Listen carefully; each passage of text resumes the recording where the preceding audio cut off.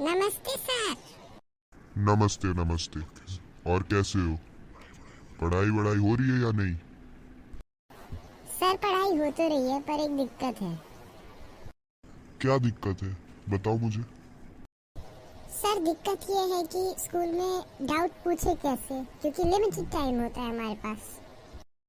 हाँ वो तो है, क्योंकि स्कूल में हमें सबके डाउट क्लियर करने होते हैं और हम सबके डाउट क्लियर नहीं कर पाते हैं लिमिटेड टाइम की वजह से। सर हम स्टूडेंट्स के लिए कोई सजेशन जो आप दे सकते हैं?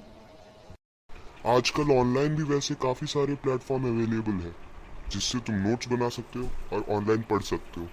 उन्हें क्यों नहीं ट्राई करते हो तुम? सर आप ही हमें कोई सोर्स बता दीजिए सर, हमारी हेल्प हो जाएगी। एक नया चैनल आया है यूट्यूब पर विक्टर स्टडी के नाम से, तुम उसको क्यों नहीं ट्राई करते हो? वो अलग अलग बुक्स के सॉल्यूशन बनाता है, वो भी बहुत इजी टू अंडरस्टैंड तरीके से।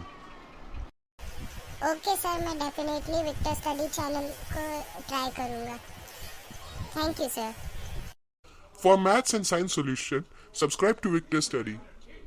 And thanks for watching this video. Bye bye.